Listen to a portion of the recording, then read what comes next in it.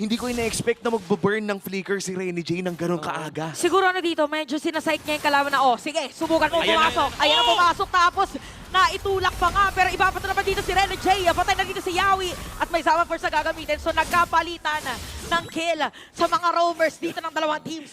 Anggit mo lang Midnight na nakabili na ng Sky Piercer. Tapos Pero maaga. unang pahina, isang bala at isang higop kay Yawi. Ayun na naman yung mga setup play from Aurora. Si Yawi na aarayan na. At nakikita na nga natin dito, napakaaga ng damage ng Aurora. Grabe yung pag... Nararamdaman ko pa rin dito yung laro ng Aurora. Very reminiscent pa rin nung nakalaban nila yung Onyx Philippines. May Ayun na naman yung sinasabi paghigop bigla at bigla na nga nawala si Kuya Yawi. So, fight pa rin Aurora, meron pa conceal.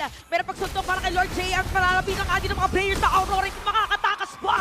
Double kill para kay Bago lumabas ang pinakaunang Lord, tas tignan mo, pinasok na naman! Pinasok na naman, biglang nagmala Superman. At dahil dyan, dalawa na batay, parang isa ba nga?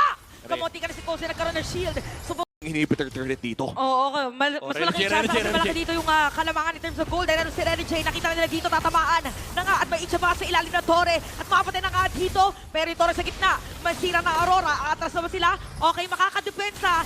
Dahil nga kanina pa hawak ni Renny J itong flicker na to. Sino kaya ang unang makakadugo dito? Endable na ba para kay Renny J? Flicker is available para dito sa Hitman. Pero makikita natin for TNC, malidepensa nila yung Lord. Pero yung Torre sa baba, masisira na at meron naman minion wave na bit-bit ang Aurora para nag-aantay ng perfect timing. Oh, conceal! Okay, si Yawi dito, ang mahuhuli ni Renny J. Meron ito na guard, pero Renny J is gonna be down. Pero si Lord J, sasunod din ng mga damage. Kosen. Pero pagsayaw, para kay Kosen, masastun pa siya. Pero tatlo ang nandito para sa TNC na dumepensa sa kanilang base. Habang apat naman sa Oh, side no! ng Aurora, Oh, my goodness. nakakuha pa si Zaida. At diretso ng pagkuha ng base.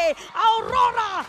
Tatlo naman sa side ng Aurora. Si Edward nasa likod. Delikado ata-atayan na nga ang animal. The Beast Within! Biglang ng guard at mahabulin na nga nila mga players dito. Renny J, ginamit na nga daw first blood para kay Edward. Even Yawi, nakakuha na rin nila. Nagalit na ditong Aurora, pero nagalit din si Kozen. Biglang sumating. Sila naman meron pag-hatak. Renny J's down. At mukhang itutuloy pa nga si Kozen na ang isusunod at binabaril na ni Doming kahit may bala pa bang natitira. Pero si Demon Kite pa lang sasalo. Kite for Kite at si Zaida nandito na rin. Okay, tumatakbo ang Chikiting Patrol. Okay, nasipa. And Zaida with a kill. Andiyan na rin si Edward. Yawi sinusubukan magbigay ng vision pero Top mukhang lane. alam na may cross-map trade pa kay Demon Kite. Okay, si Demon kahit nakuha na nga sa top lane. Renny J naman, bitbit ang kanyang mga kakampi. Halahi, pinagkagigante. At nakuha na nga dito ang mga players na saan ba? Si Lancy. At hindi na nakatakas pa. Pinaghigante dito ng kapatid ng Kite Brothers. Mas Sige, sila pa kayo nakaangat. Okay, nilabas na nga dito yung portal. Lumabas si Yue, pero si Yawi! Yawi ang nandun sa may patalikod. Nasiba na nga si Cecilion. At napatay na dito ni Lancy. Pero dadating ng mga players dito sa Aurora. Ginamit na nga yung Nether Rail. Unti-unti mawawala na nga. Eto na, hinahabol na nila. Rapido, alis, mga kupunan. what a kick coming in from Yawi. Unang Ranger o yung Joy, kahit sino man, doon sa opposite lane kasi lagi naman may shortcut. Pero pwedeng bigyan ni Yawi! Okay, si Renny J dito sisimahin. Hindi na natin makakapag-set up the play. Totally nasira na nga. Napatay na nila. Pero yung Lord tuloy-tuloy pa rin. Nakuha ni Zaida at ang teamfight natin. Demon kahit dito may bilit ang tumakas. Habang si Domen kahit naman. And even Yue ay umatras. Ni Yawi yung mangyayari. Tinulso eh. And talagang nandoon yung, availability, nandoon Ay! yung shortcut. Okay na, stun na dito si Yawi. Natamaan pa nga ng bala dito ni Dominic Kite. Tapos si Demon Kite, may pag-dash in, dash out. Wow! Si Lord JM, pinagsusuntok. Ang mga players dito ng Aurora. May bawal di ba dito TNC. Nakuha Lancy! na. Lancy! Dito, napatay pa nga, nabaliktad pa. Buhay pa rin si Edward at buhay din ang mga players ng Aurora. nasus... So far ngayon, no, parang pagandahan talaga ng latag ng skills para dito sa ating dalawang kupunan. Makakasira ng Torre, Flicker, Siba against Renny J. Pero nabaliktad kay Yahweh. Tapos doon naman sa may Oh, no! Dediretso pa nga. Kosen! Nakuha na din si Edward, nagkakapalitan ngayon. Demon Demon kahit Kite! naman, bigla na daan at tatalian pa nga.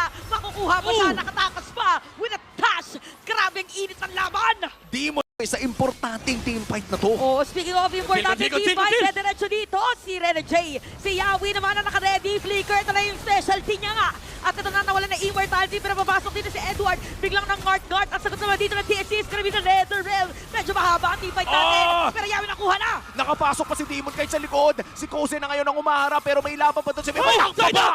Zaida with the outplay pero nag-flicker na si Doming Kite. Bumili pa ng emo at hindi na yun sapat dahil si Kose na lang ang natitira. At Kosen. dahil So pagalingan lang talaga na magiging target. Even yung position ni Yawi. Not sure kung may information dito si Rene J. Ayun na naman! Mga diretso si Iba. Hello, my friend. At ang friend na yan ay nakakuha na. Papasok ba? Dito mga players ng Aurora, hindi. Namatay yung portal! Hinahawakan ni Zaida at ni JM ang Lord at half HP na. May retry pa rin ang Rora. Na-reveal na kung nasa si Demon Kite. Okay na wala ng buhay dito si Edward. Tapos si Netherlands na gamit na. Oy! Pero sa mabuta dito ng Lord. At Netherlands na nga. Shut down! Yawi! Yawi! Nangyari para kay Demon Kite. Naralalaban pa mga players si TNC. Demon Kite mo ng immortality. What a kick coming in from Yawi. Magkasunod. Back to back to back. Game-winning wave the Dragons para kay Yawi. Pipilitan na dumabesa dito na side na Aurora. Meron ng Lord dito sa may bottom lane. Rene J and Demon Kite. And even Yui na dito para dumabesa. Pero si Silio naman nahawak nila. Papasok ba? Flicker out para kay Rene J dito. Okay yung Lord na doon pa rin. Meron pa pagpasok. Zaida! At mukhang nagka-tower lock na. Tower lock pa unti-unti. At mukhang nakikita na nga natin ang liwanag para sa side ng TNC. At sumugod kung kailan dapat lumaban. And looking at the Infinix in-game equipment ay mukhang hindi pa dapat na oras na bumira dito. Pero si Demon Kite ay agara ng ibaburst. Okay, so nagamit na agad yung Eternal Guard. Flicker din nagamit na at na-slow na nga si Yawit. Napatay na first blood for Aurora habang si Edward nag-zone pa ng mga players dun sa may badalikod. So kung Medyo recovering ng konti ang TNC and it gives a lot of ample space for Aurora.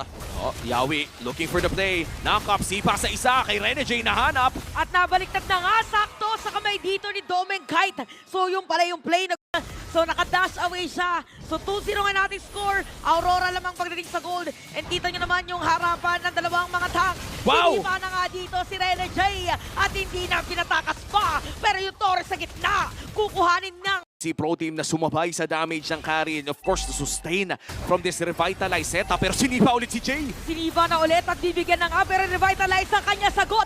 Glorious Pathway para bumalik pa ang ilan sa kanyang mga buhay. Diretso no na emote pa. Habang si Domen Kite na doon sa may Yawi. balalikod, nakita na rin sila si Yawi ay napilitan na mag-flicker Oh, Lord out. Jem! Habang si Lord JM pumasok na nga. TNC Wow. nakakuha dito ng pagong at napatay na rin siya. Zaida makakatawi. Sino ang hahanapin niya? Ayan Edward? Oh, Flicker! Nag-flicker Hindi. si Yui. Nag-flicker si Yui. Oo, pero ito Oy! si Edward na lang ang kanilang kukuhanin. Sabay sa katamaan ng Glorious Pathway. Biglang mawala ng buhay doon si Zaida. Mabilis na mag-dash away. Habang pumasok na rin si Demon Kite. Nagamit yung retry. Okay, nagamit yung retry. Tingnan natin, abangan natin pagkurot ni Yui dito and the rest of Aurora. Pero parang, okay, may gagawin nga tayo TNC trip to Jerusalem. Yawi. Ang ating nakikita. Demon Kite! At nakita na nga dito si Demon Kite. At nakatakas pa. Glorious Pathway. Road to the victory. Nakababa na dito sa Aurora. Habang umaalis sa mga players sa TNC. Sakop naman dun sa pwesto ng Lord. Nakahanap. First na agad ito ni Domen Kite. Wala pang angulo, wala pang conceal. At tinigil nila ng bahagya ah. Okay, mga kalahati yung buhay ni Rene J. Tapos diretso Glorious Pathway. Yawi na doon.